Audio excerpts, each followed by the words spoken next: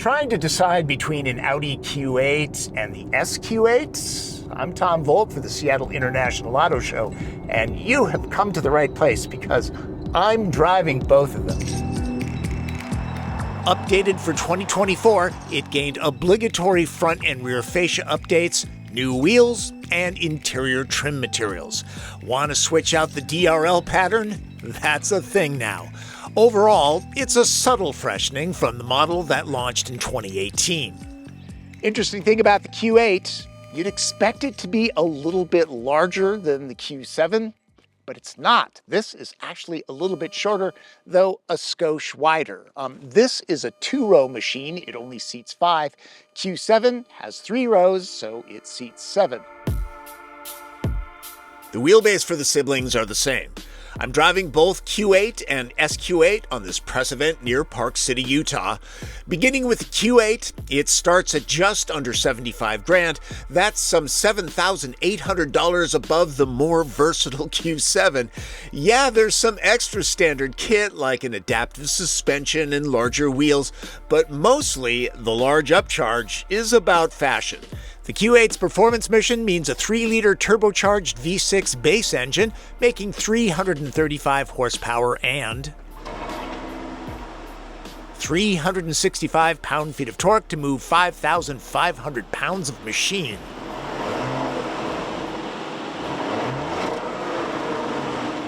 The 8-speed transmission's controller has the heft and feel expected in a premium SUV. Manual shifting is done down low and up high. All wheels are driven on every 8. Drive select modes make a noticeable difference. Now, in order to get night vision and the highly recommended all-wheel steering, the top prestige trim is required. This fully loaded Shakir Gold Q8 stickers for $100,300. Hey, it's got a tow package.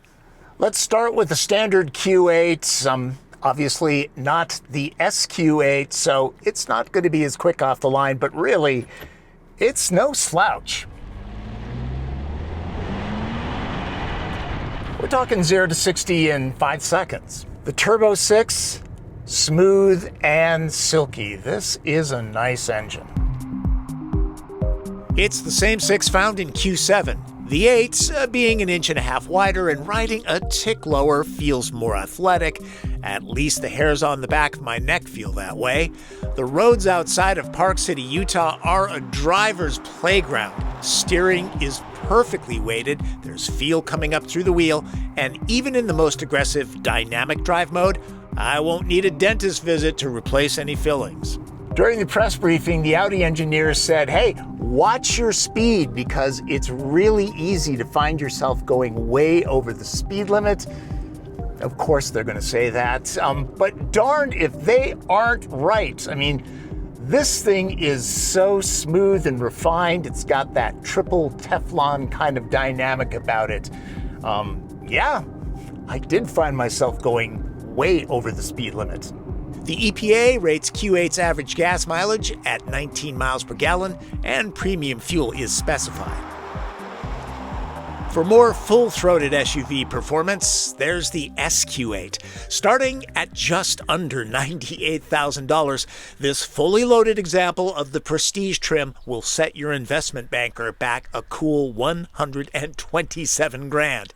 It includes terrific Bang & Olufsen sound and the luxury package, also the $6,000 S Sport package with active roll stabilization and sport rear differential, which cannot be had on the regular Q8. The 4-liter twin-turbo V8 delivers 500 horses, 568 pound-feet of torque, and a refined growl from the hot pipes. No fakes here.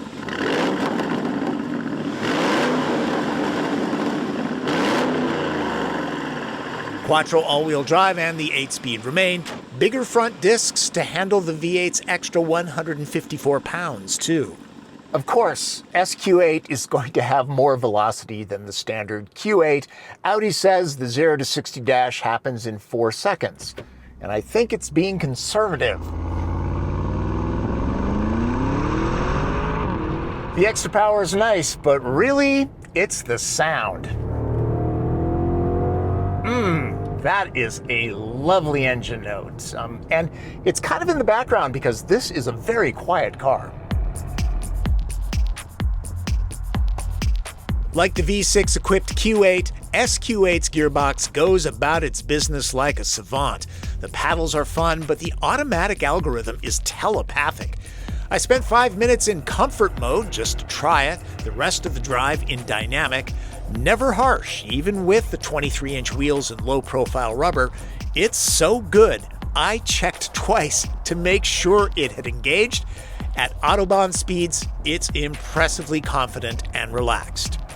Audi picked out a very nice drive route, lots of twists and turns in this road, and I was kind of curious if the extra weight of the V8 would affect the handling, and it doesn't seem to. I'm guessing that's the S-Sport package at work. There's almost no body roll, even pushing hard in Utah's tight turns. One more listen to that V8 sound. It's like a nice, warm sonic hug. That's needed after knowing how much premium gas the SQ8 sucks down. The EPA average is 17 miles per gallon. Those buying a car north of $120,000 probably don't care. The Q8 family has loads of ADAS features, including a very good adaptive cruise control and lane keeping assist. Nothing like Super Cruise, but still very, very helpful. Also, there was a crash on Highway 40, so traffic was stop and go. This has traffic jam assist, and I just sat there, hands and feet off the controls. The car drove itself. Very relaxing.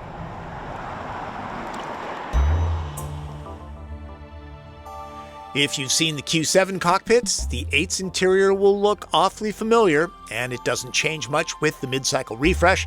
That's okay. This space, with top-grade materials, is a nice place to do business. This is the SQ8's interior. Leather seats get heat, venting, and massage. It has all the features that you'd want in a premium performance SUV, including heat for the wheel. If your community supports it, Audi includes vehicle-to-infrastructure capability. This is video from my Q7 piece to demo the interface operation. They're the same. Graphics are crisp, the layout is simple, there's haptic feedback and good response. The same haptic touchscreen approach is used for HVAC operation, and using the new Audi App Store, themes can be downloaded. If you're an MLS fan, scarves up or screens up on the display and coordinating ambient light. It doesn't show well during the day. Looks great at night. Q8's overall height is nearly an inch lower than Q7's, and the 8 loses about a half-inch of noggin room. Still, it's good for all but the tallest of adults. Max out cargo room or leg room, plus the backs recline. A sloping roofline cuts into hauling ability, but there's no third-row cushions to take up space. Q8 gets 30.5 cubic feet of cargo space with the back seat usable. Points for the little cubbies and classy LED lighting. Unlike Q7, the 8 gets room for a spare tire. Drop or raise the air suspension from here. There's 61 cubic feet to fill behind the first row. That's 7 cubes less than Q7 for those needing maximum space. The floor is nearly flat, and there's flexibility with 35-30-35 split seats. The Audi 8s are premium vehicles at premium prices. Both models deliver the crew in comfort and style while bringing the driver a little joy. Check them out at your local Audi showroom. For the Seattle International Auto Show, I'm Tom Voelk.